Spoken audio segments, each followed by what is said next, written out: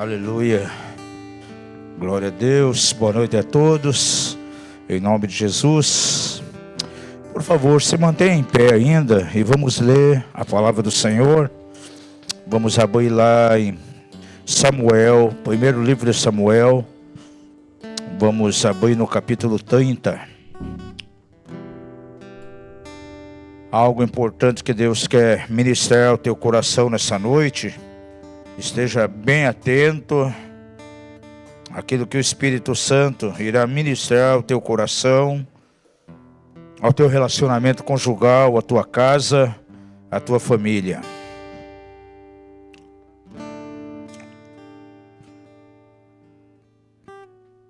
Nesse capítulo nós leremos primeiramente versos de 1 a 6.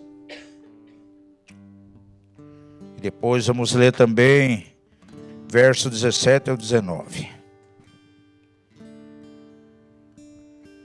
A palavra do Senhor diz o seguinte: Sucedeu, pois, que chegando Davi e seus homens ao terceiro dia a Ziclag, os amalequitas tinham feito uma incursão sobre o Neguebe e sobre Ziclag, e tinham ferido Ziclag e a tinham queimado a fogo. E tinham levado cativas as mulheres e todos que estavam nela, tanto pequenos como grandes. A ninguém, porém, mataram. Tão somente os levaram consigo. E foram ao seu caminho. E quando Davi e os seus homens chegaram à cidade, eis que estava queimado a fogo. E suas mulheres, seus filhos e suas filhas tinham sido levados cativos. Então Davi e o povo que se achava com ele alçaram a sua voz e choraram, até que não houve neles mais forças para chorar. Também as duas mulheres de Davi foram levadas cativas, Ainoá, a Jezreelita, e Abigail, que fora mulher de Nabal, o carmelita. Também Davi se angustiou, pois o povo falava em apedrejá-lo, porquanto a alma de todo o povo estava amargurada por causa de seus filhos e de suas filhas. Mas Davi se fortaleceu no Senhor, seu Deus. Agora vamos lá para o verso 17 ao 19. Então Davi os feriu desde o crepúsculo até a tarde do dia seguinte. E nenhum deles escapou, senão só 400 mancebos, que montados sobre camelos fugiram. Assim recobrou Davi tudo quanto os amalequitas haviam tomado, e também libertou suas duas mulheres, de modo que não lhes faltou coisa alguma, nem pequena nem grande, nem filhos nem filhas, nem qualquer coisa de tudo quanto os amalequitas lhes haviam tomado. Tudo Davi tornou a trazer. Aleluia, louvado seja o nome de Jesus. Feche os olhos, coloque a tua mão em teu coração e vamos orar. Pai da glória, diante de nós nessa noite está a tua palavra. Abrimos sim o nosso coração para recebê-la e pedimos que venha revelação sobre nós de uma maneira poderosa nessa noite, e que mais uma vez o Senhor seja glorificado. Tira dos nossos ouvidos todos os tampões, tudo aquilo que impede de ouvirmos a palavra do Teu Espírito. E nós recebemos essa palavra no nosso coração, ó Pai, no nosso espírito. E como Maria, Senhor, que guardava as palavras do Senhor em seu coração, nós valorizamos sim a Tua palavra e aguardamos nos nossos corações. E que o nome do Senhor, uma vez mais, seja glorificado. Pedimos a Tua graça sobre aqueles que não puderam vir, aonde eles estiverem agora, sejam verdadeiramente ministrados pelo Teu Espírito. E que o Espírito do Senhor realize nesses corações uma obra maravilhosa. É no poderoso nome de Jesus que nós oramos, sendo agradecido por todas as coisas. Amém. Aleluia. Você pode tomar assento. Há alguns meses atrás, nós ministramos uma palavra no dia de domingo, em cima desse texto aqui, de 1 Samuel 30. E hoje eu quero ministrar novamente, porém trazendo um enfoque diferente aqui, nesse capítulo, trazendo para dentro de um contexto de família, dentro de um contexto de relacionamento conjugal, visto que estamos trabalhando aqui hoje na área de família. Nós sabemos que muitas coisas nas Escrituras é dado a nós como sombra, como figura. O Velho Testamento, eu sempre digo, apresenta a nós muitas experiências que apontam de maneira bem figurada para realidades que nós vamos encontrar no Novo Testamento. E eu quero fazer uma analogia nessa noite aqui, pegando essa experiência aqui da cidade de Ziklag, comparando com a nossa família. Então, quando eu falar em alguns momentos aqui acerca de Ziklag, você olhe diretamente para a tua família, olhe para o teu relacionamento conjugal. Porque esse texto registra aqui, de maneira muito forte, uma ação muito feroz, muito direta dos inimigos contra essa cidade. Amalequitas é um símbolo do mal, é uma figura realmente de forças das trevas, e de maneira muito forte atacaram a cidade de Ziklag, né? Aqueles arredores ali foi totalmente dominado por esses inimigos, toda aquela região do Negueb. E o inimigo, muitas vezes, ele tem, tal qual desenvolveu aqui, estabeleceu planos de destruição para destruir Ziklag, destruir o Negueb, também ele tem planos para destruir os relacionamentos conjugais, para destruir as famílias.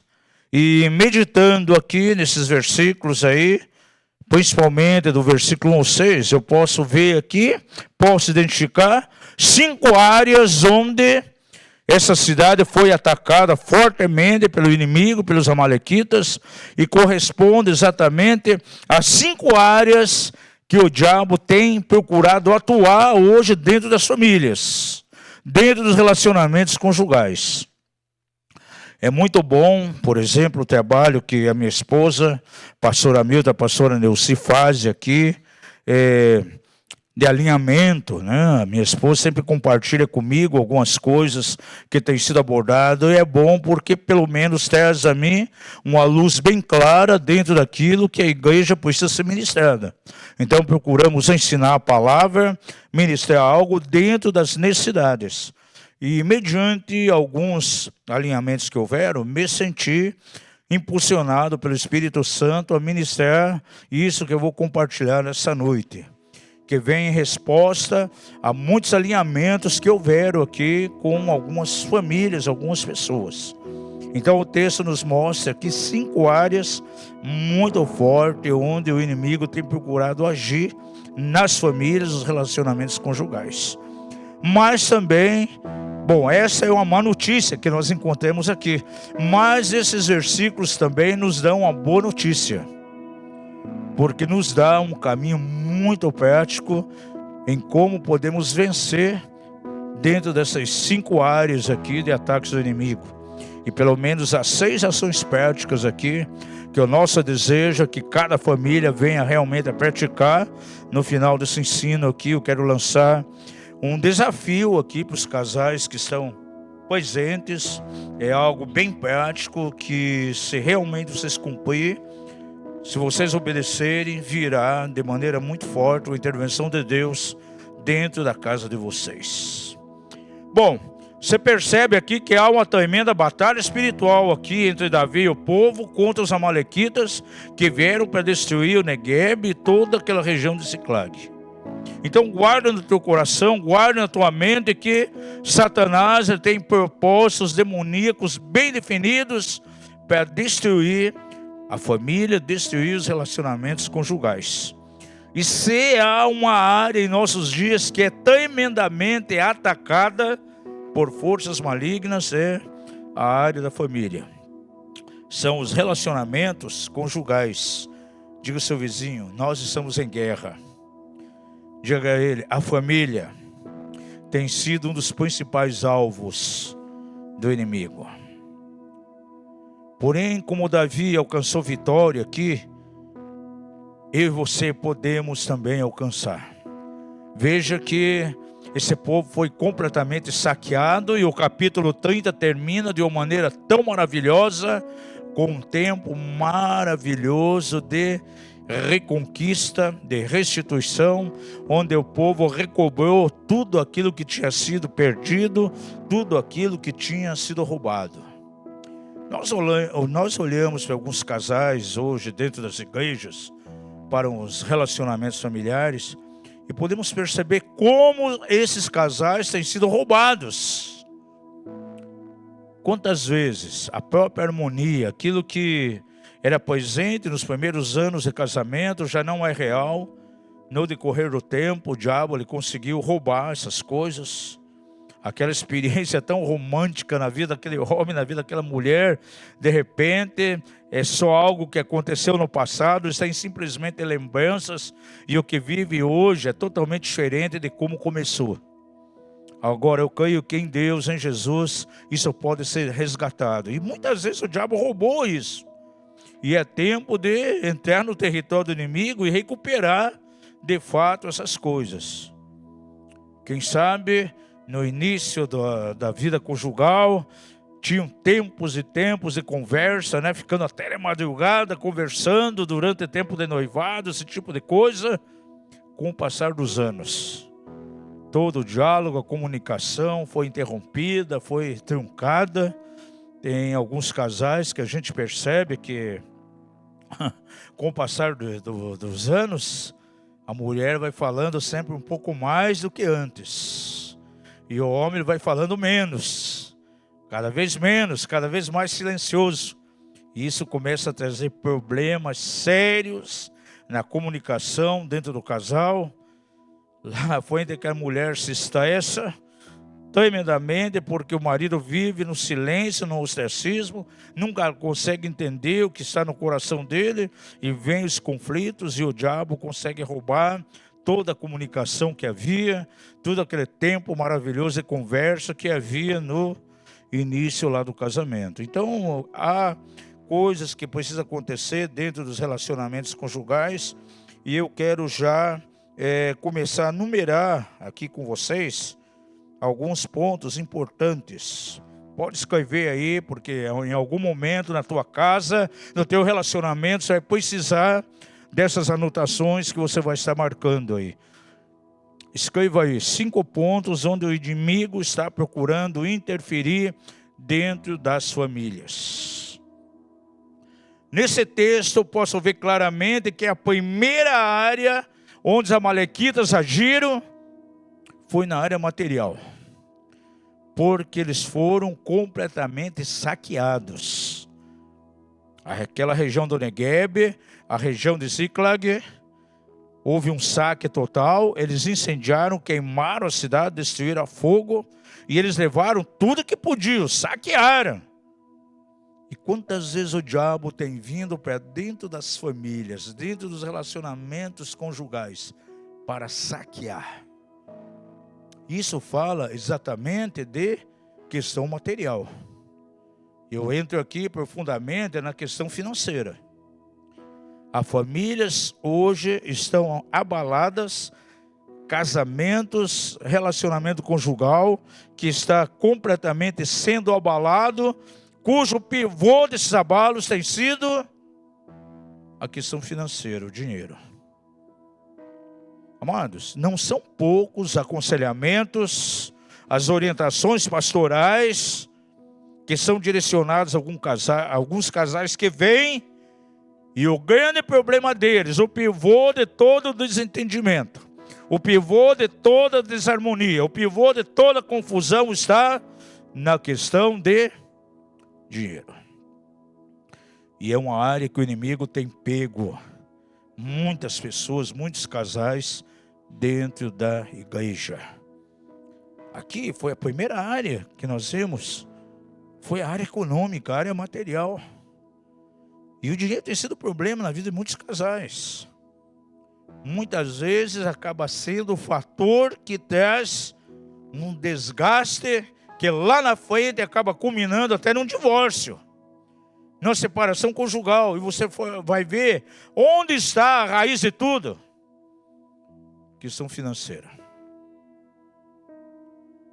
Por exemplo, muitas vezes, o cabeça, o homem, ele não cumpre a sua atribuição de provedor dentro da casa. Isso muitas vezes impulsiona a esposa a trabalhar lá fora, trabalha, de repente ela acaba tendo um salário maior, quem sabe o dobro do marido, e ela não tem um coração completamente tratado, ela acaba se tornando uma esposa dominadora por causa do salário alto que ela tem.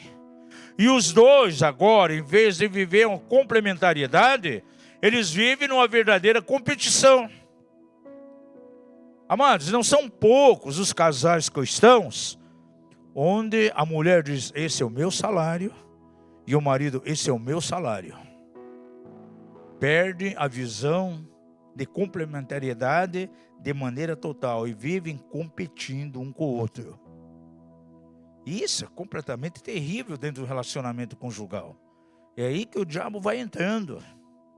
E quantas vezes essa mulher pode se tornar uma verdadeira Jezabel dentro de casa, uma dominadora. Por quê? Porque ela tem o salário mais alto ali. Ela acaba sendo a provedora.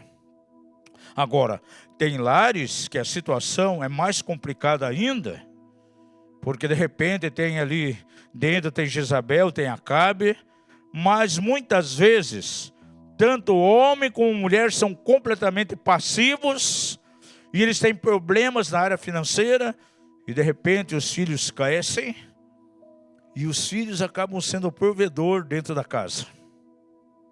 Aí você vê que há uma experiência de domínio na família, e esse domínio vem através de quem? Através dos filhos.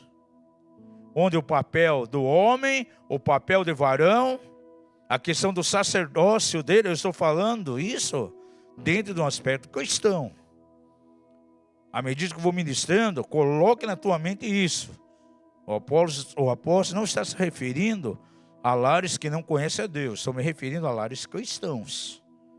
Aí você vê um lar cristão onde o homem está completamente apático, ele é omisso em todas as coisas, uma vida completamente inerte, é um verdadeiro Acabe ali dentro, não é um provedor, não tem ação nenhuma, e a esposa também se torna completamente passiva. Os dois estão ali como que anestesiados, amortecidos. E quem tem um papel dentro da casa, sendo provedor, de repente é um filho mais velho ou os filhos. Gente, eu já conheci lares de cristãos que, na verdade, os mantenedores da casa, que pagavam aluguel, alimento, pagava tudo, 2, 3 filhos. Isso traz uma disfunção a mais terrível que você possa imaginar. Ao ponto, por exemplo, das filhas provedoras nunca querer se casar. Colocavam a resistência em casamento, não porque tinham trauma daquilo que viam, mas porque tinham certeza que o dia que casasse com alguém saindo de casa, a fonte de provisão ia ser cortada. E já sabiam que talvez pai e mãe iriam passar fome. E tem aqueles que tomam uma postura completamente ao contrário. Pelo fato de ser um filho que é provedor, o que ele faz? Ele se torna o controlador dentro da casa. E todas as coisas têm que sair exatamente da maneira que ele deseja, da maneira que ele quer. Gente, que ambiente terrível de batalha é esse? Quem vai ganhando terreno aí dentro? O diabo. E ainda nesse aspecto de finanças, existe, por exemplo, aquelas situações em que marido e esposa não têm nenhuma unidade dentro da questão de manipulação do dinheiro, de controle do dinheiro, naquilo que vai ser gasto. Coisas que são compradas dentro de casa, mas em cima de falta de unidade, sem concordância. De repente, o marido compra coisas que a esposa nem fica sabendo.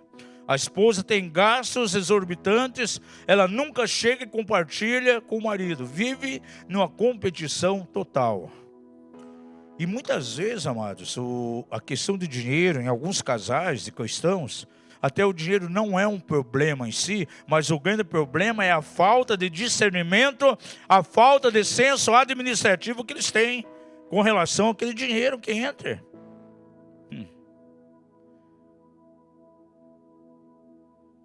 Há pessoas que compram aquilo que não precisa, com dinheiro que não tem, porque querem impressionar pessoas que eles não conhecem. Demonstrar que, sabe, repita isso comigo, há pessoas que desejam comprar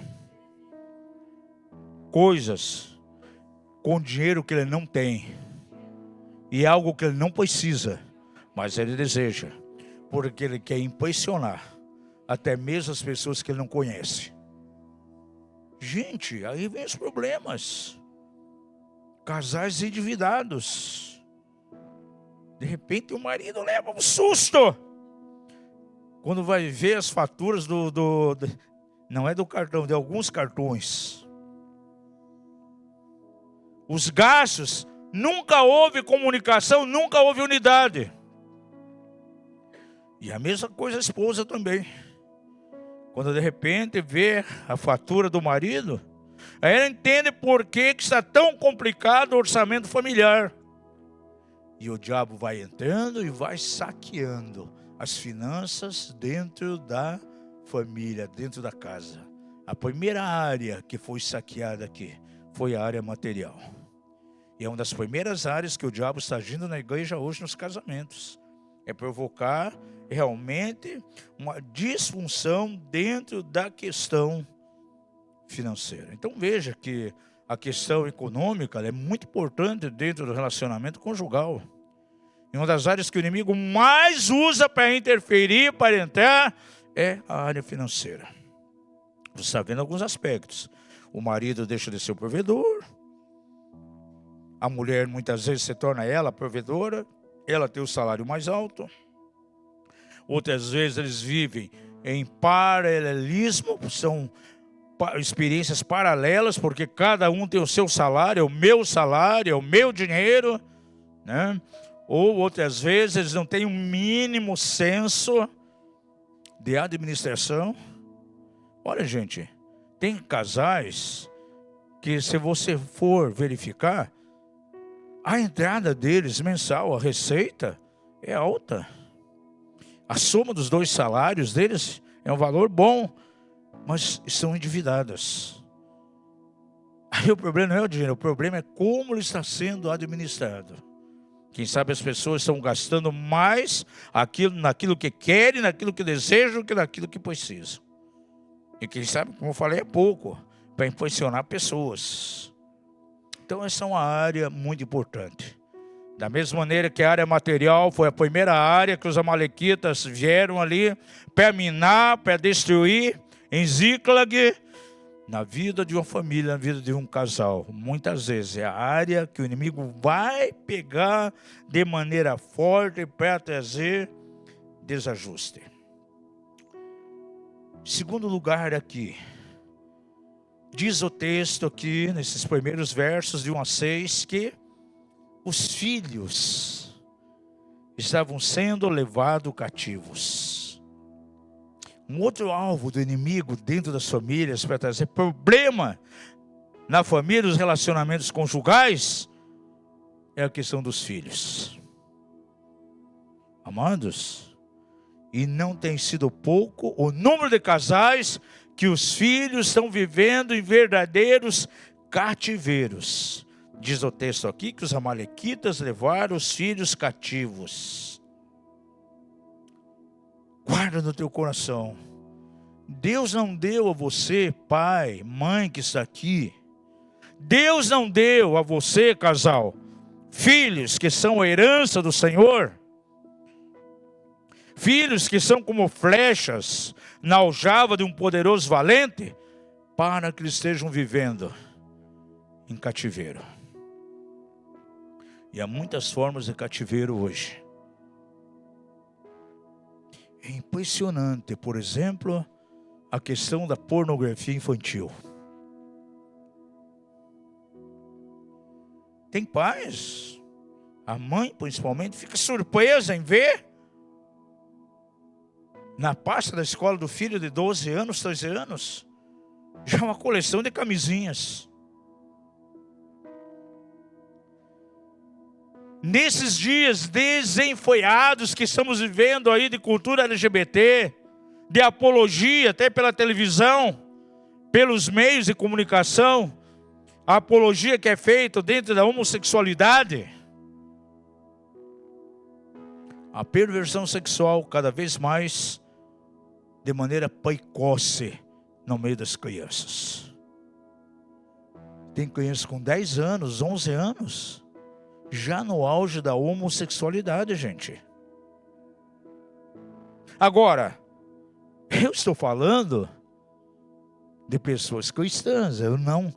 Guarde no teu coração, nenhuma das coisas que eu estou compartilhando aqui me refiro àquilo que está acontecendo aí no mundão, que já está totalmente encharcado de coisas malignas. Estou falando de coisas dentro da igreja, o que as famílias têm passado. Filhos que têm sido levados ao cativeiro. Diz aqui que os amalequitas levaram os filhos em cativeiro. Uma coisa mais triste é você ver, dentro de uma família cristã, filhos que estão vivendo hoje em verdadeiros cativeiros, presos a uma situação de atividades de orgias sexuais de maneira precoce, já dentro da homossexualidade, presos à pornografia infantil, gente. O índice de pornografia infantil hoje é muito alto. Criança que está com 5, 6 anos, tem como mestra e como mestra, como professor, como professora, um camaradinha chamado celular. E quem sabe com 7 anos, já está totalmente presa a jogos de violência.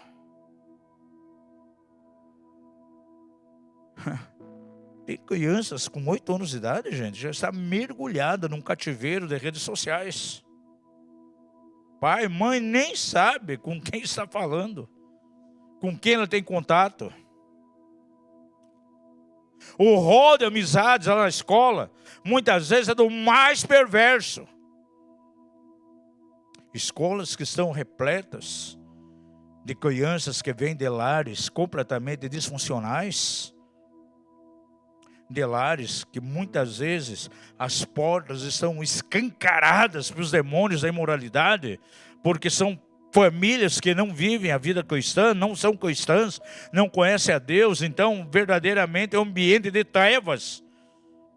E aquelas crianças têm todas as influências, aí começam a conviver com filhos pequenos de cristãos, começam a passar toda essa influência, começam a contaminar. Começam a iniciar o amiguinho, a amiguinha na pornografia, na homossexualidade, nos jogos violentos, e quem sabe nas drogas. Hoje é possível ter crianças de 10, 11 anos já usando droga, gente. Bebidas alcoólicas. Veja só esses assassinatos que tiveram, não só no Brasil, mas em muitos países. Verdadeiros maníacos. É um serial killer, um matador em série, que entra numa escola, quer matar 5 ou 6, atirando em todo mundo. Quantos deles são novos ainda? Já constatou que alguns, até adolescentes. Agora, onde vivem? Constrói o seu mundo dentro de uma experiência virtual, completamente viciados em jogos,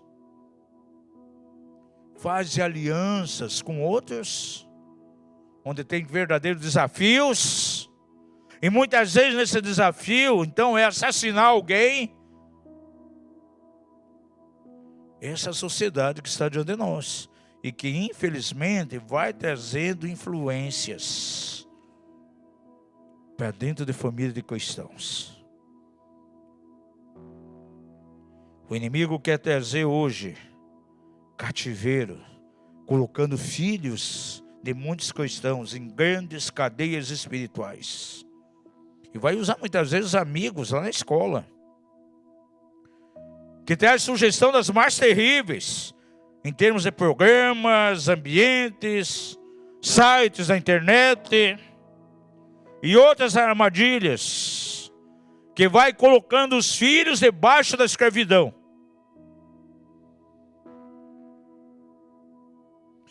E logicamente, quando os filhos estão vivendo em cativeiro,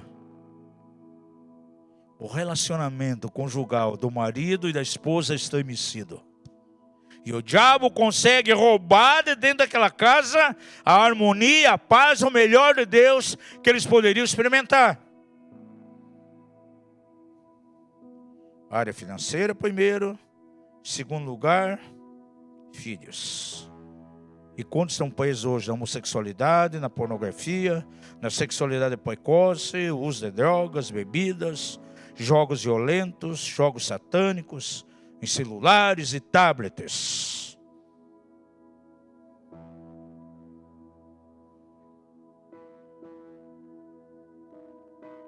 Terceira coisa que nós vemos aqui, que Satanás, os amalequitas tentaram intervir, foi na saúde emocional e na saúde física. Porque o texto diz aqui, veja claramente,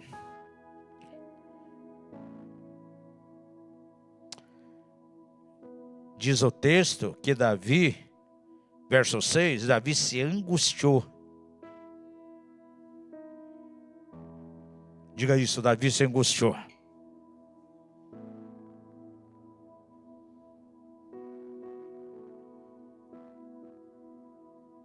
Muitas vezes o inimigo vai agir na área emocional das pessoas.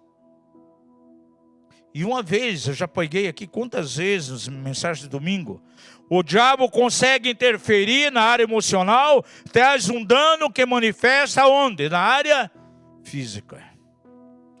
São as conhecidas enfermidades psicossomáticas, que podem começar aí na área das emoções.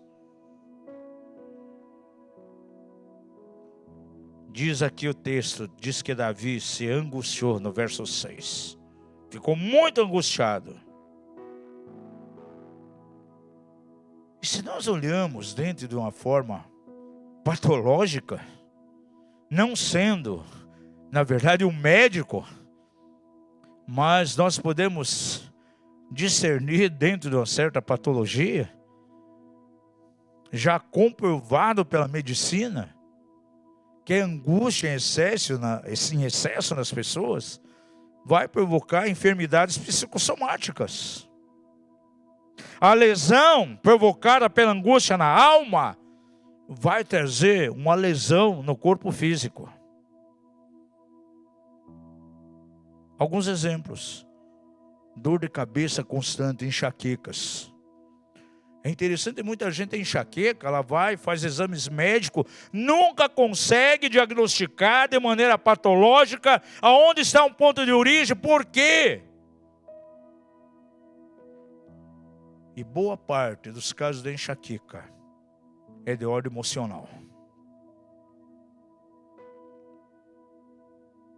E o diabo consegue entrar dentro da família, provocando distúrbios emocionais, trazendo como consequência as enfermidades. E ele consegue roubar a saúde. Como rouba o dinheiro, leva filhos ao cativeiro, pode roubar a saúde da pessoa. Gente, e se um dos cônjuges vive constantemente em enfermidade, em doenças, e de forma psicossomática, isso é um grande problema. Pressão alta. Nós vemos pessoas que têm picos elevadíssimos de pressão, sendo que não há uma causa, ele não tem algo no seu corpo, não tem uma disfunção que venha provocar aquilo. Aí faz inúmeros exames, não consegue diagnosticar a origem da pressão alta. Ele tem que tomar remédios, né, de tarja preta para regular a posição e não sabe por quê. Ele não ingere nenhum alimento que eleva a posição. Questão emocional. O estado de angústia que vive. E o diabo tem conseguido roubar a saúde dentro de muitas famílias, muitos casamentos.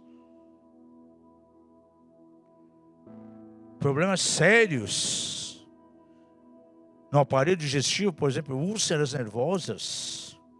Gente, a úlcera, eu posso garantir a vocês que 90% é de ordem nervosa, disfunção no ânimo, na alma.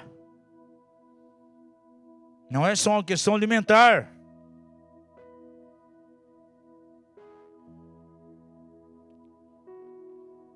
Problema sério de úlcera. A causa é angústia, o problema emocional. Problemas cardíacos. Podem levar até infarto. Como o diabo ele tem conseguido roubar na área de saúde. Rouba emocionalmente e rouba fisicamente.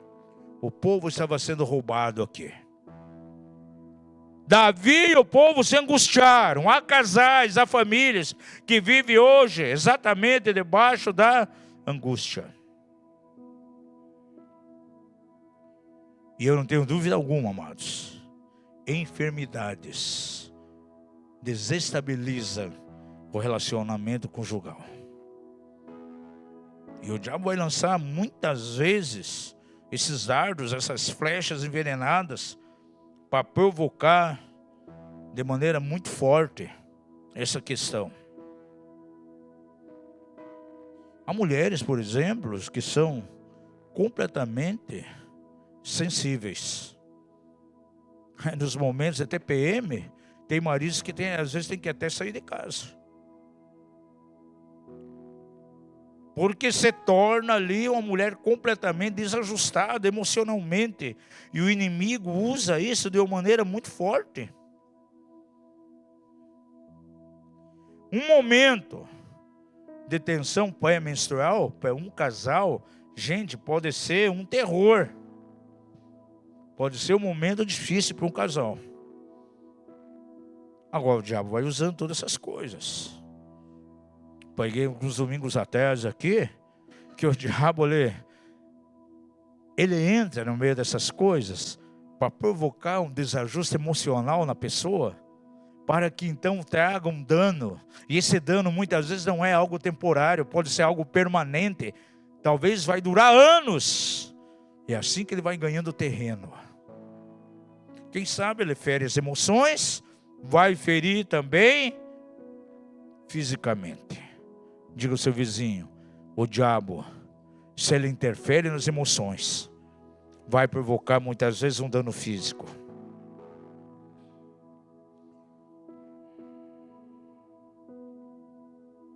Agora, quando o casal discerne isso, ele vai se posicionar em Deus e em nome de Jesus, ele vai vencer.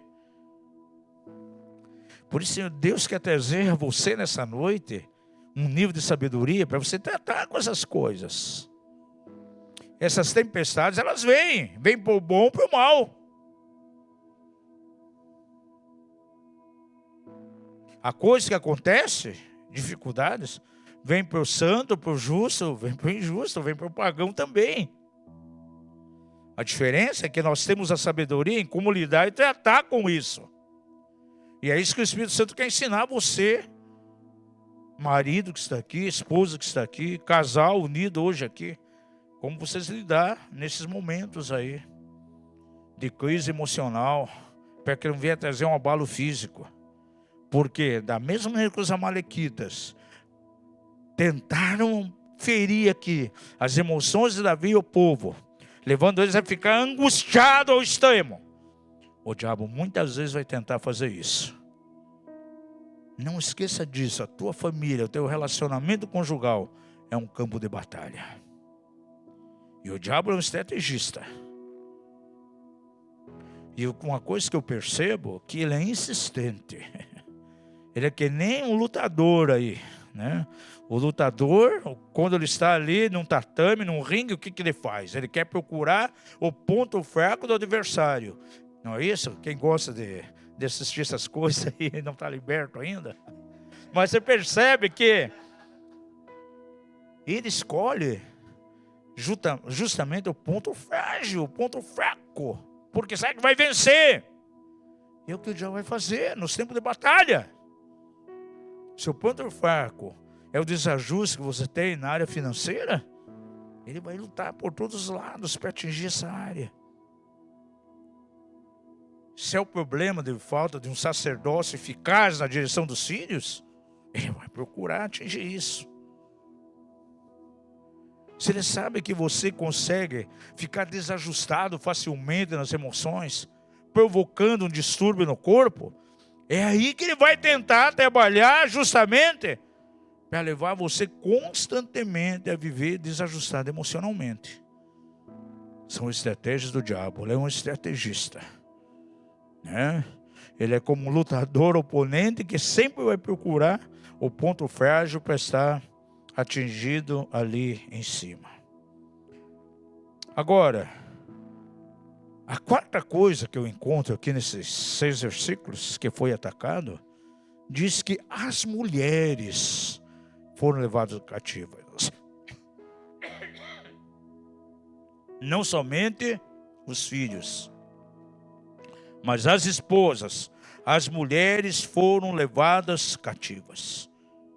Então o diabo tem uma estratégia para atingir agora o relacionamento, a vida conjugal do casal, que deveria ser algo que glorificasse a Deus. Ela vai ser agora um relacionamento cheio de percalços, cheio de problemas. Diz aqui o texto que as mulheres foram levadas cativas pelo inimigo. Em quantos relacionamentos conjugais as mulheres têm sido cativas? Cativas por anos, vivendo em verdadeiros cativeiros. Por exemplo, um cativeiro de mágoas provocadas pelo cônjuge.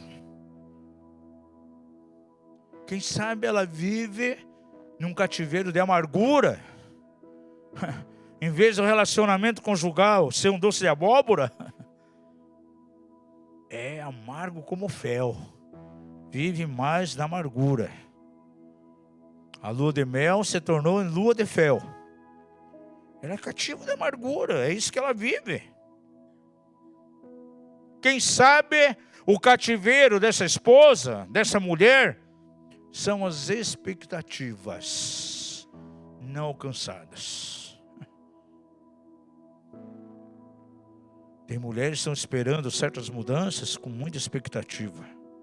Estão esperando até a volta de Jesus. Porque a pessoa não muda. E ela vive numa prisão, num cativeiro. Fala aos maridos que estão aqui hoje. Não faça da sua esposa uma mulher cativa, uma mulher que vai viver em cativeiro. Na expectativa da tua mudança. No cativeiro provocado, talvez, pelos seus comportamentos, que traz a ela angústia. Ou quem sabe eleva a depressão. Mulheres melancólicas, mulheres em depressão. Agora, os homens também podem viver em cativeiro. Tem casais que é a mulher que coloca o homem numa prisão, aí ele está em cativeiro também. Tem muitos, né? Vira seu cônjuge um para o outro e diz assim: por favor, não me coloque em cativeiro.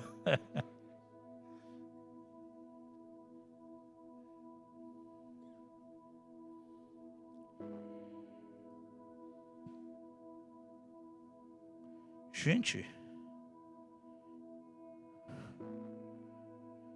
parece que tem alguns homens, gente, eles têm um espírito caramujo. Sabe o que é o espírito caramujo? Ele vive no ostracismo, ele vive fechado. E não se sabe por quê. No silêncio total. Aí você interfere e vai ministrar esse casal, está assim por quê? O próprio comportamento da esposa o deixou assim. Foi o anulando cada vez mais. Ela, completamente dominadora, ou Jezabel, foi cortando as suas possibilidades, foi cortando as suas ações, foi castrando as ações do marido. E hoje ele vive, meus filhos, caramujo. É como um molusco lá dentro da concha, gente. Quero declarar em nome de Jesus, nesses dias que estamos vivendo, nesses dias proféticos, todo o cativeiro sobre a vida das mulheres, sobre a vida dos homens tem que ser quebrado. Em nome de Jesus, esse é o nível de operação de libertação que Deus quer trazer nos casais dentro da igreja. Restaurar a comunicação, trazer a liberdade. Vida conjugal foi estabelecida por Deus para viver em liberdade. Liberdade para o homem, liberdade para a mulher. Isso é muito importante, amados. Isso é fundamental na vida de um casal. Diga ao seu vizinho: Deus nos chamou para a plena liberdade. Não deixe que o diabo venha roubar o melhor da tua vida conjugal. Quinta coisa que nós vemos aqui, que o inimigo atingiu de maneira forte os amalequitas, foram os relacionamentos interpessoais. Diga isso, relacionamentos interpessoais. Porque chegou o momento que os aliados de Davi, aqueles homens que eram com ele, diz o texto, que queriam fazer com ele, jogar confete nele, queriam apedrejá-lo. O povo que estava com ele, de repente, mudou completamente. Já não queria mais nenhum relacionamento com ele e falava em apedrejá-lo. E quantas vezes o diabo está entrando em alguns casamentos, em algumas famílias, interferindo diretamente nos relacionamentos interpessoais. Casais que eram amigos do casal por anos. De repente o diabo entra, traz desajustes nessa família, aquele casal corta a amizade. Relacionamento com familiares que estão completamente abalados. Há casais, por exemplo, que não conseguem ter uma amizade ou comunhão com o cunhado, com a cunhada, ainda nos níveis de parentesco, porque o diabo conseguiu interferir nos relacionamentos. Interfere terrivelmente nos ataques em relação às amizades, aos relacionamentos interpessoais, entre os parentes do casal. É um avô, uma avó que não pode ver, quem sabe, o neto, os netos, porque há problemas no relacionamento. O diabo vai roubando. E sabia que isso traz um abalo muitas vezes para dentro da família, dentro do casal, do casamento. O diabo conseguiu roubar, os amalequitas roubaram aqui a paz dos relacionamentos. Já não tinham mais amizade com Davi. Aqueles que eram aliados agora queriam apedrejá-lo, lançar pedras sobre ele, lançaram culpa sobre ele. Isso pode acontecer nas melhores famílias de crentes. Estuda a vida dos patriarcas, por exemplo. Quantos problemas nos relacionamentos familiares, gente? Os mais violentos. Agora analise comigo um pouquinho a vida de Davi aqui. Davi era ungido do Senhor. Diga isso, Davi era ungido do Senhor. Ele estava fazendo a obra de Deus. Diga isso, estava fazendo a obra de Deus. Davi estava cumprindo o propósito de Deus. Diga isso. A Bíblia nos mostra aqui em 1 Samuel que ele estava conquistando territórios para Deus. Diga isso, ele estava estabelecendo territórios para Deus, conquistando territórios. Ele estava estabelecendo o reino de Deus aqui. No entanto, enquanto ele fazia isso, o inimigo conseguiu entrar. Apesar de ser um grande guerreiro,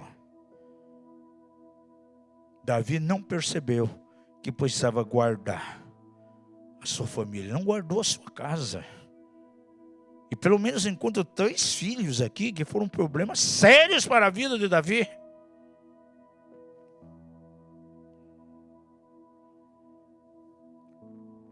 Seu filho Absalão,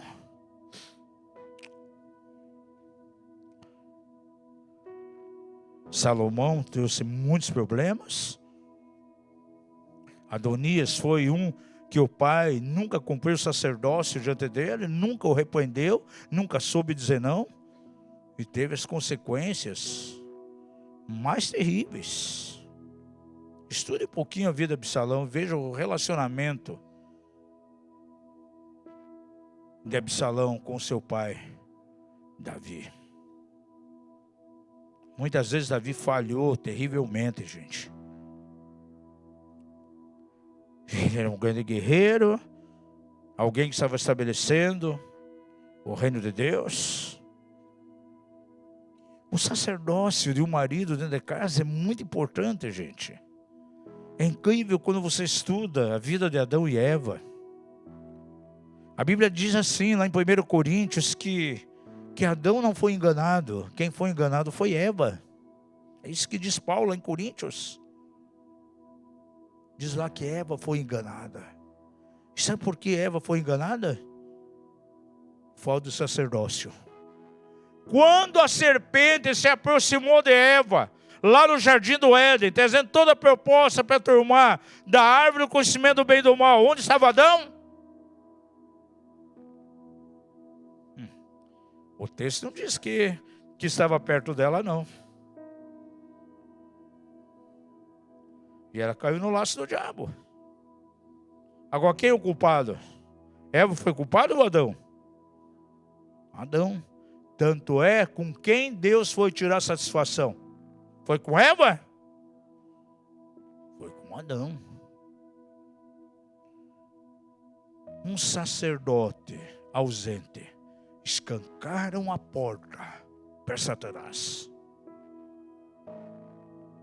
Davi, em quantos momentos aqui ele foi completamente ausente? E sabe quem pagou o pato? Seus filhos. Por isso Paulo escreve de maneira sábia: a mulher tem que usar um véu sobre a sua cabeça. Você sabe o que significa isso? Estude lá 1 Coríntios 11. Deus é o cabeça de Cristo. Cristo, cabeça de quem? De todo o homem. E o homem, cabeça de quem? Da mulher. Mas muitas vezes ele é o pescoço. E a mulher é a cabeça. Agora diz o texto que ela tem que usar um véu por causa dos anjos. E algumas denominações obrigam os irmãos a véu. A Rocio veio da igreja onde as mulheres usavam um véu. Tinha que botar véu para profetizar e para orar. Tem uma grande igreja na Guatemala lá, Ministério Ebenezer. Toda a igreja, as congregações, mulher só vai no culto com o véu na cabeça. Pegar de maneira literal aquilo ali. Mas é algo muito simbólico. Diz assim que a mulher tem que usar o véu por causa dos anjos. E o que significa isso? Paulo escreve isso dentro de uma questão de batalha espiritual. Porque a Bíblia, quando fala de anjos, no original grego a palavra ângelos. E ângelos se refere tanto aos anjos de Deus como os anjos caídos. E Paulo está falando agora, nesse contexto aqui, por causa dos anjos, está falando acerca dos anjos caídos, demônios. E ela usa o véu por causa dos anjos. Agora, sabe quem é o véu da mulher? Não é aquele pedaço de pano que ele está falando, porque 1 Coríntios 11, ele está falando da hierarquia dentro do lar. O papel do cabeça do homem, o sacerdote. As mulheres casadas têm um véu. Qual véu? O seu próprio esposo. E ela tem que usar esse véu, porque é proteção, é cobertura. Por causa dos anjos. Os principados, a potestades. E a mulher que não tem esse véu, não está sujeita ao marido, essa esposa, ela está à mercê. Ela está vulnerável às forças do mal, às forças do inimigo. Esposa, fala para o marido que está ao lado, você é o meu véu. E a gente sempre ora para as mulheres da igreja que não tem véu, que vão orando aí para que o Senhor mande providencie. Nem que esse véu seja importado lá de uma outra igreja, de outra denominação. Isso é muito importante, amados. Deus é coberto sempre do varão, do cabeça. Ouça isso. Tudo aquilo que Deus coloca em nossas mãos é para ser cultivado e guardado. Filhos, casamento, cônjuge, relacionamento íntimo. Tudo foi dado a nós para ser cultivado. Porque aquilo que não é cultivado vem a morrer. Se você não cultiva a vida conjugal, essa vida conjugal que é para ser abençoada, vai morrer aos poucos. Isso tem que ser guardado. Porque, ouça isso, existe um inimigo que ele está sempre do lado de fora, procurando entrar. E feliz é o casal que aprende a orar e a vigiar e fechar completamente as portas. Que você, marido que está aqui, esposa, nesses dias possa pedir ao Senhor discernimento espiritual, sensibilidade para vigiar e discernir. Não deixar que o inimigo venha atacar em nenhuma dessas 5 áreas, em nome de Jesus. E estar atento quando algo anormal começar a acontecer na tua casa, no teu casamento, se posicionar diante de Deus. Há casais que sem motivo nenhum começam a brigar, a discutir. Um fala algo, o outro entende uma outra coisa. Já aconteceu isso com você que está aqui? Você falar alguma coisa, o cônjuge entender outra, é completamente diferente. Se algo começa desse jeito, gente, busque a Deus. Busque a intervenção de Deus. Se isso está acontecendo, é sinal que um dos dois está precisando vigiar mais. Vigiar melhor.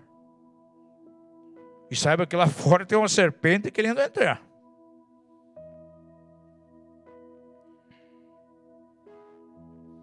Gente, trabalhando no Ministério Pastoral, a gente está desde aí 82, conversando com casais, com famílias, você ouve as coisas mais interessantes. Já veio pessoas que chegaram e disseram assim, olha, não dá mais, sabe? Eu acho que vou ter que divorciar, separar realmente do meu cônjuge. Olha, já tentei de tudo. Já fiz tudo o que podia. Não tem jeito.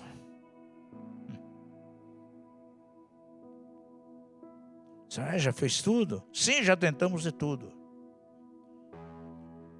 Vocês já oraram 40 dias e jejuaram 40 dias para buscar uma intervenção? Não. Então vocês não fizeram tudo. Sempre haverá uma solução.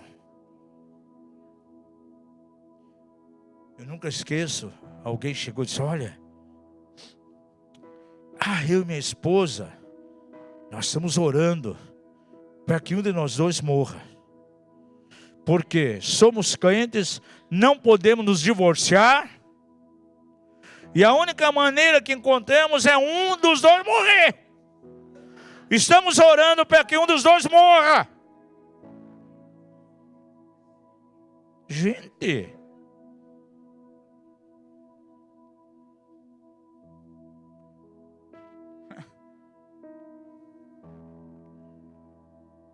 ausências de casa. Conhecemos casos. O marido vai trabalhar em outro país. 2 anos, 3 anos. Ou vai ficar mês fora. Volta com muito dinheiro, mas volta com mais alguém. E é eminente uma dissolução conjugal depois, gente.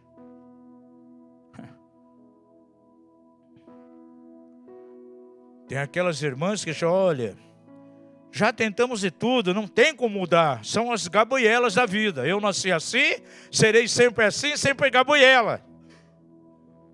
E tem homens também que dizem, olha, não adianta. Eu não vou fazer seminário Silce, seminário de libertação de casal, eu já tentei de tudo. O problema sou eu mesmo. Eu sou assim mesmo, nunca vou mudar. Nasci assim desde criança. E diz aí o provérbio que pau que nasce torto, morre torto. Eu vou morrer assim, não tem solução. O pau pode nascer torto. Até que o carpinteiro da Galileia entra em cena. E ele é perito para endireitar os paus tortos. É torto até ele entrar em ação. Deixa ele entrar em ação. E vai haver mudanças. Diga ao seu vizinho, pode haver mudanças maravilhosas. Aleluia. Esse é o propósito de Deus, amados.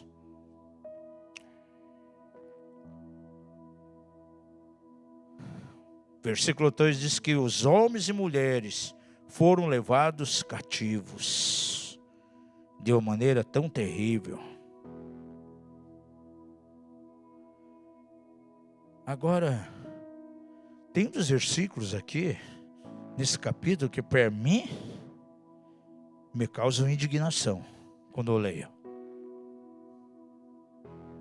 Dá uma olhadinha aí na sua Bíblia, o que declara o verso 16. Diz assim, desceu, pois, e o guiou. Davi desce, leva um povo com ele, e diz que eis que eles estavam espalhados sobre a face de toda a terra. Quem? Os amalequitas, os inimigos. O que eles estão fazendo? Comendo, bebendo e o que mais? E dançando. Por causa daquele grande despojo que havia tomado da terra dos filisteus e da terra de Judá. Amados, quantas vezes o diabo e seus demônios estão fazendo festa em cima daquilo que roubaram de muitos casais cristãos. Quantos creem que há festa no céu quando um pecador se converte? Está escrito. E você sabia que há festa no inferno quando um casal, uma família não vive bem? Quando eles permitem que o inimigo entre em uma dessas 5 áreas que eu falei? Satanás e seus demônios, os infernos, fazem festa. Diga ao seu vizinho, a festa no inferno, quando a família não anda bem. E nessa noite, você marido, você esposa, você tem que se propor o seguinte: eu quero ser um estraga-prazer do inferno. Se depender de mim, o diabo e seus demônios vai parar de fazer festa. Porque eu vou permitir Jesus no meu relacionamento conjugal, Jesus dentro da minha casa, Jesus dentro da minha família, Jesus me dirigindo todos os dias. Esse é o propósito de Deus.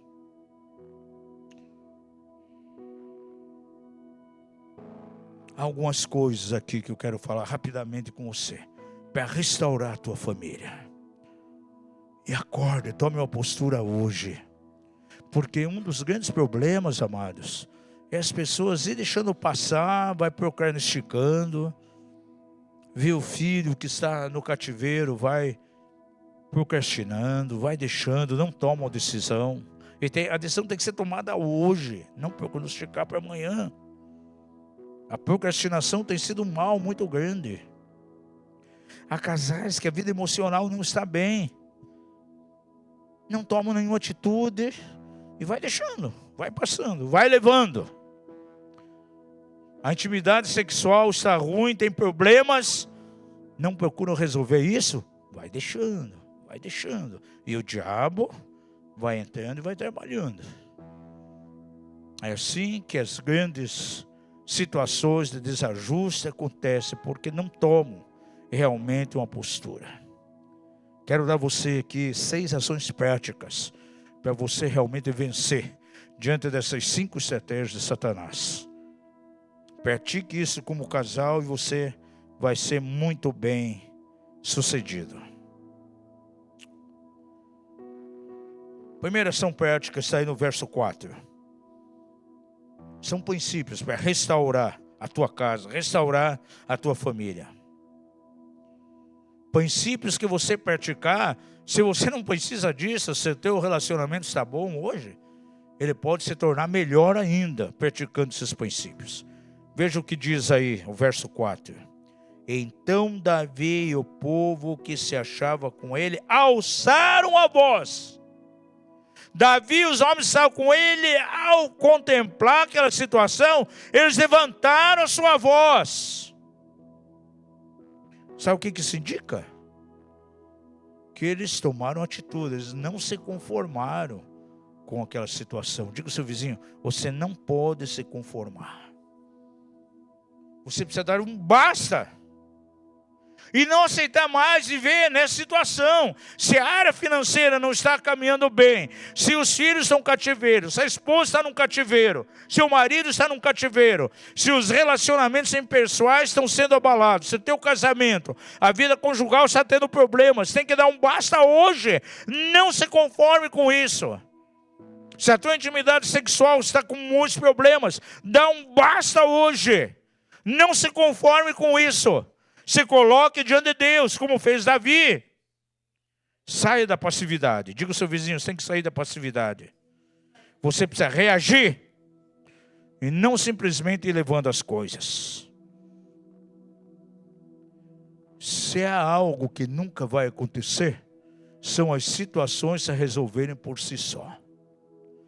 Eu já desisti de tudo, eu nem oro, nem falo mais nada com meu cônjuge, estou esperando que as coisas se resolvam por si só. Nunca vai resolver, se você não tomar uma atitude, não tomar uma ação. Aleluia. Se você acha que você é um pau torto, coloque a tua vida hoje nas mãos do carpinteiro de Nazaré. Ele é poderoso para resolver a situação. Segunda coisa que você precisa fazer, está no verso 4, diz aqui que choraram até que não houve neles mais forças para chorar. Segunda coisa, vai na presença de Deus aí e chore. Primeiro lugar, não se conforme com a situação. Segundo lugar, chore na presença de Deus. Diz aqui que Davi e o povo choraram, ergueram sua voz e choraram. Agora, que tipo de choro foi esse? Será que um choro cheio de autopiedade? Um cheiro de revolta contra Deus? Porque alguns, amados, choram, mas é revolta. Choram de ressentimento com Deus. Choram porque estão com a autopiedade, a autocomiseração ferida. Choram porque estão revoltados com o cônjuge. Não é um choro de quebrantamento. Somente o choro de um coração quebrantado vai tocar os céus. E você sabia que as suas lágrimas, se você chora, como Davi chorou, essas lágrimas serão recolhidas por Deus? E diz a palavra lá nos Salmos, que o Senhor coloca essa lágrima, sabe aonde? Dentro de um odre. E essa lágrima é derramada em um livro. Abra sua Bíblia lá em Salmos e veja isso, por favor. Salmo 56:8 diz assim: Tu contaste as minhas aflições e põe as minhas lágrimas no teu odre. Não são elas no teu livro? Este é o choro que potencializa a minha fé, que toca o coração de Deus e alguma coisa vai acontecer. Não vá fazendo beicinho aí diante de Deus, chorando, expondo a situação, cheio de amargura, cheio de ressentimento. Isso não resolve. É um choro sincero, que nasce de um coração quebrantado. Não adianta você chorar de raiva. Diga ao seu vizinho, não adianta você chorar de raiva. Não adianta você chorar por causa das suas mágoas. Diga a ele, não adianta choro de sofredor. Você precisa chorar o choro do quebrantamento, que toca o céu. Foi esse choro que Davi colocou diante de Deus. Isso aqui que ele chorou. E os seus choraram até não ter mais lágrimas, até não poder mais chorar. Será que você já chorou até não poder mais chorar? Esse é o choro persistente que vai tocar o coração de Deus. Verso 6, terceira coisa que vemos aqui que é importante nesse processo. Diz aqui, Davi se fortaleceu no Senhor seu Deus. Talvez você tenha a versão da Sociedade Bíblica. Diz assim, Davi reanimou-se no Senhor seu Deus. Pergunta ao seu vizinho, você sabe o que é reanimar? É dar um ânimo novo. Um novo ânimo. Então ele perdeu o ânimo, não tinha mais, então agora foi reanimado. Foi dado a ele um ânimo novo. Porque ele toma diante de Deus uma nova decisão. Davi, diante dessa situação, não ficou lá num canto amargurado, resignado. Ele decidiu se levantar, se reanimar e começar, buscando ser fortalecido no Senhor. E nessa noite, independente do que você está passando, se alguma dessas brechas, 5 brechas estão abertas no teu casamento, o Senhor deseja que você se levante, que você seja restaurado, que você seja reanimado, como fez Davi. Aleluia. A situação aqui estava de fato complicada, mas ele reanimou-se em Deus. E quando você se fortalece no Senhor, quando você reanima nele, não existe outra coisa que você vai fazer senão orar. Se colocar em oração, lutar em oração. Veja o verso 8. Quarta coisa que Davi fez aqui. Diz, então Davi consultou o Senhor, disse, perseguirei eu esta tropa? Alcançá-la-ei? E o Senhor responde, persegue-a, porque de certo alcançará e tudo recobrarás. Ele reanimou e foi buscar o Senhor em oração. Eu pergunto, como tem sido a tua vida de oração? Você não tem orado, não tem lutado com Deus, não tem batalhado em oração para que seja resolvido em qualquer uma dessas 5 áreas? O teu caminho hoje é receber um ânimo da parte do Senhor, reanimar, ser fortalecido nele. Isso vai te impulsionar a uma vida de oração, um grande guerreiro. Aleluia. Porque Davi nesse momento, ele fez o seguinte, diz lá que ele pegou a estola sacerdotal e foi buscar o Senhor. Subirei eu, pelejarei eu vencerei, devo ir. Marido que está aqui, se você está vendo brechas, vai, toma lá a estola, o éfodo sacerdotal e vai orar. É nesse momento que nós temos que cumprir o nosso sacerdócio. Diga ao seu vizinho, Deus quer fazer de você varão, sacerdote da tua casa. E quem sabe nesses dias você precisa reanimar e tomar a estola sacerdotal e orar. Senhor, eu não aceito isso. Senhor, Tu és aquele que transforma todas as coisas. O inimigo está tentando entrar na área econômica. O inimigo está tentando mexer com as emoções.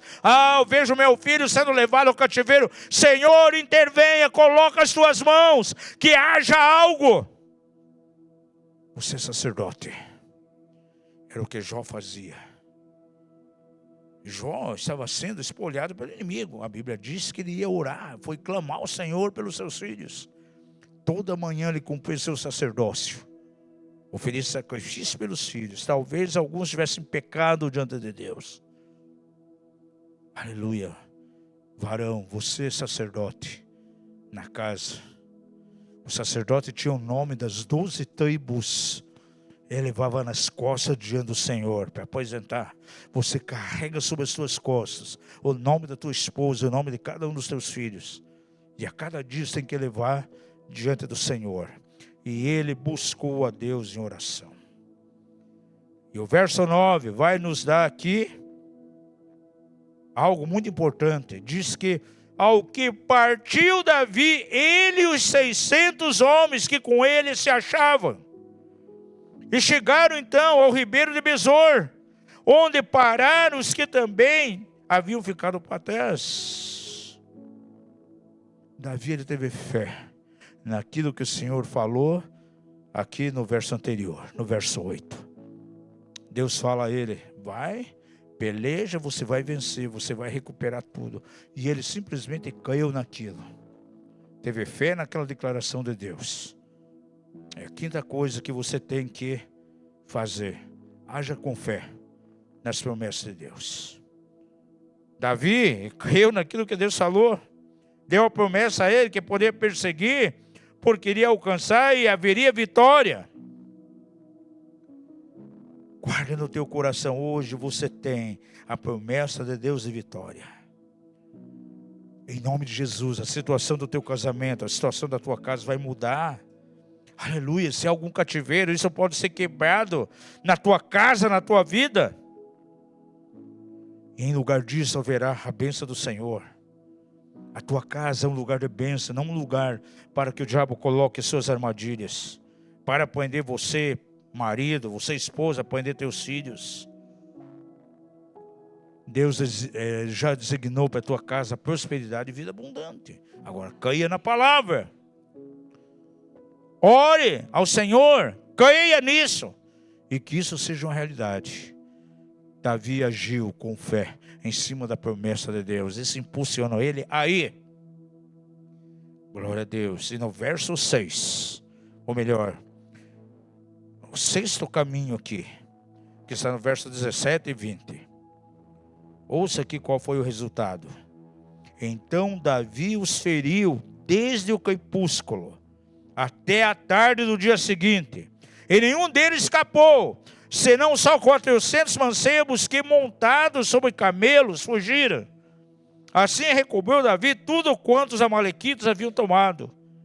Também libertou suas 2 mulheres, de modo que não lhes faltou coisa alguma, nem pequena nem grande, nem filhos nem filhas, nem qualquer outra coisa de tudo quanto os amalequitas lhe haviam tomado. Tudo, diga isso, tudo. Tudo Davi tornou a trazer, e Davi lhes tomou também todos os seus rebanhos e manadas. E o povo os levava adiante do outro gado e dizia, este é o despojo de Davi. Em último lugar, você é chamado, sim, para recuperar, tirar das mãos do inimigo tudo aquilo que ele roubou, tudo aquilo que ele levou. Não deixe nada com o diabo. Diga ao seu vizinho, você não pode deixar nada com o diabo. Moisés, quando tirou o povo de Israel do Egito, está lá em Êxodo 10, 26, não deixa nada, não deixa uma unha sequer. E eles recobraram tudo aquilo que Faraó havia roubado. Tudo que Deus deu a você, marido, a você, esposa, a família que está aqui, tudo que Deus deu a você, casal, é teu por herança. E você tem que recuperar, tirar isso em nome de Jesus das mãos do inimigo. O teu lar tem que ser um ambiente de paz, um ambiente de harmonia. Se a tua casa hoje parece que tem um teto de chumbo, saiba que Deus quer intervir. Se tem sido um tempo de peso na tua casa, na tua vida, é um tempo de liberdade, é um tempo de vir ao refúgio do Senhor, é um tempo realmente de que seja devolvido tudo aquilo que o diabo roubou. Aleluia! O Senhor te convoca a ser um guerreiro, a sair na peleja, a conquistar tudo de volta. E o Senhor dos Exércitos concederá a vitória a você. É na área econômica? É o dinheiro que tem trazido problemas? São os filhos que estão num cativeiro? Quem sabe na tendência à homossexualidade, nos vícios, na prisão do celular, na prisão da internet, com más amizades? É uma esposa que está num cativeiro de mágoas, de expectativas frustradas? É o relacionamento conjugal, a vida conjugal que está sendo abalada por situações onde o inimigo roubou aí valores, harmonia, paz, o romantismo que deveria haver? Há roubo nos relacionamentos, amizades que foram perdidas, relacionamentos com parentes que estão quebrados. É tempo de você se levantar sim e recobrar isso, tirar das mãos do inimigo. Davi recobrou tudo aquilo que os amalequitas tinham levado. Eu quero ter um tempo de oração com vocês, mas antes de encerrar aqui, eu tenho uma proposta bem prática aqui. O Espírito Santo colocou no meu coração. Estabelecer para vocês que estão aqui hoje uma proposta. Ouça isso. Pratique isso, você vai prosperar. Diz a palavra, caia nos profetas e prosperareis.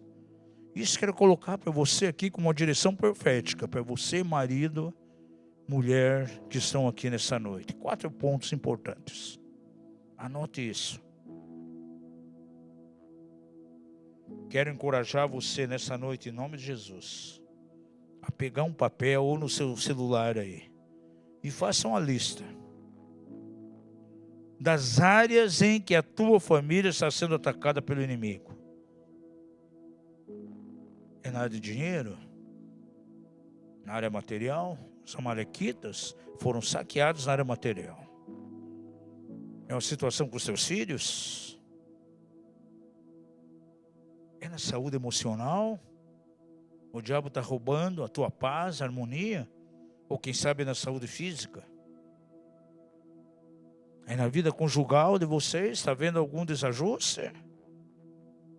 Problemas de ordem sexual, problemas de ordem emocional, problemas de entendimento? Anote aí.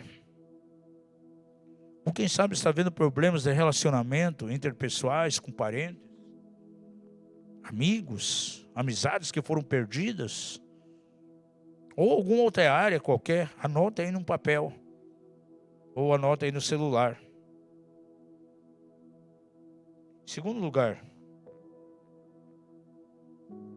quero encorajar você, casal, marido e mulher, orar 2 vezes ao dia.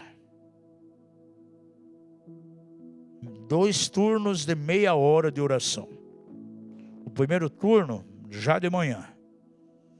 Levanta lá, tem que ir para o trabalho, levanta às 7 horas, para sair do trabalho às 8. Você vai fazer o seguinte, você vai levantar meia hora antes, marido também. E vão ter meia hora de oração. Na direção de que Deus intervenha nessa área que está com problema. Meia hora de oração pela manhã juntos. Não é o marido orar aqui ou a mulher depois, não, é juntos. Porque é um grande desafio, a maioria dos casais não oram juntos. E o segundo turno pode ser na parte da tarde ou na parte da noite, o tempo que vocês sejam juntos. Mais meia hora, 1 hora de oração por dia. É o mínimo. Jesus disse, se não pudesse orar e vigiar nem tão somente 1 hora. E estou sendo até misericordioso, porque poderia ser 2 turnos de 1 hora. Mas apóstolo, eu oro muito pouco. Eu vou orar meia hora, eu oro 5 minutos, depois não tenho mais palavra para orar. Começa a orar em línguas. Começa a orar na linguagem espiritual. E focalizando na tua mente a situação que você está passando. Você vai fazer isso por um período, até que você sinta que o Senhor interviu e você teve vitória. Terceira proposta. Escolha com teu marido aí um dia da semana que vocês possam estar jejuando, os dois. dentro desse propósito. Não inclua as crianças, deixa os filhos de fora. Porque tem uns lá que colocam a criancinha pequenininha para jejuar. Não. Vai jejuar marido e esposa. Até o tempo que Deus colocar no teu coração. Você jejua numa semana, alcançou vitória, amém. Está estabelecido. Mas não viu 100% a vitória, continua jejuando. Escolhe lá, um dia da semana e jejua os 2. Apóstolo, pode ser até meio-dia, eu tenho problema de saúde, não posso. Sim, vai até meio-dia. Só faça realmente um jejum, não faça, eu vou fazer o jejum de doce, mas eu como tanto salgado. Estou fazendo o jejum de Daniel. É uma dieta maravilhosa, porque os legumes me sustentam. Para mim, eu gosto muito de legumes, então para mim uma refeição de legumes e verduras é excelente, mata a minha fome. Eu já falei que jejum aqui é sacrificar a carne. Faça um jejum dentro dos moldes bíblicos. Pode tomar água, mas esteja abstendo do alimento. Porque alimento, na verdade, o jejum é abster-se de alimento. Você vai massacrar, você vai afligir a sua carne. E até você ter vitória. Em quarto e último lugar, gente, isso aqui é profético. Estou colocando aqui de maneira profética isso. Caia nos profetas e prosperareis. Nós damos algumas orientações, alguns irmãos aqui, eles colocam em ação, em pouquinhos dias eles trazem a nós o resultado, o relatório do que alcançaram. Faça com os teus filhos, você marido e esposa, faça uma ceia profética. Em uma das noites, no tempo de oração, faça uma ceia com eles, ministrando lá o suco de uva e pão. E tem um tempo ali de declarações proféticas, levando os filhos a repetir com você, declarando a bênção do Senhor dentro da casa, a bênção do Senhor dentro da família.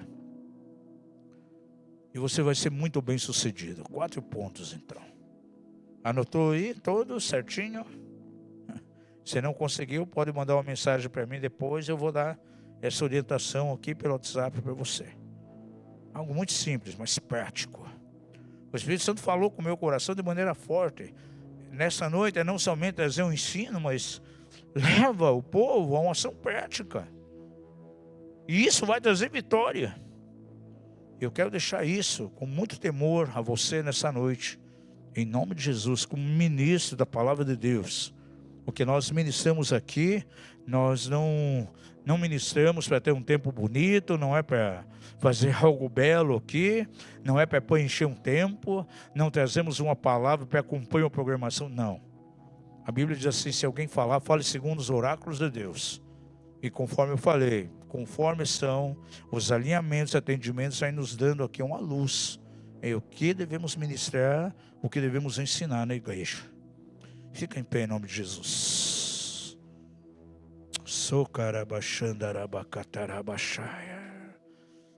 Pai da glória, procuramos semear nessa noite a tua palavra.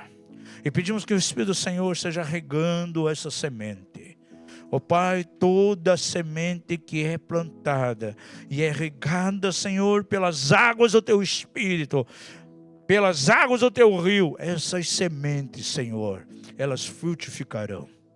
Elas darão fruto. Uma 30, uma 60 e de maneira plena, uma 100. E nós pedimos que haja muito fruto. Leva, Senhor, esses casais, em nome de Jesus, a uma ação prática dentro daquilo que foi ensinado. Senhor, essas 4 direções não é simplesmente para ser jogada no ar e deixado de qualquer maneira, não. É para que haja verdadeiramente um cumprimento. É para que haja realmente uma ação prática. Davi agiu de maneira prática. Ele tomou 6 passos aqui, que levaram, Senhor, ele, aquele povo, a retomar novamente aquilo que o inimigo havia roubado. E é tempo de saquear realmente o campo do inimigo e trazermos de volta para a nossa casa, para a nossa família, tudo aquilo que o diabo roubou. na área financeira, na área com os filhos, na área emocional, na área da saúde, na área da vida conjugal, na área dos relacionamentos. E nós declaramos de maneira profética um novo tempo. Um tempo de mudança, um tempo de refrigério, um tempo de ajustamento, para que o nome de Jesus seja glorificado.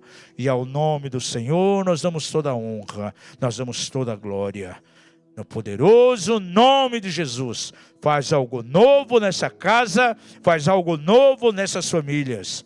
Também aqueles que vão ver essa mensagem que ficou gravada aqui, eles sejam tocados e que o Espírito do Senhor esteja realizando uma obra de maneira poderosa. Oramos no nome santo de Jesus para a glória de Deus Pai. Amém e amém.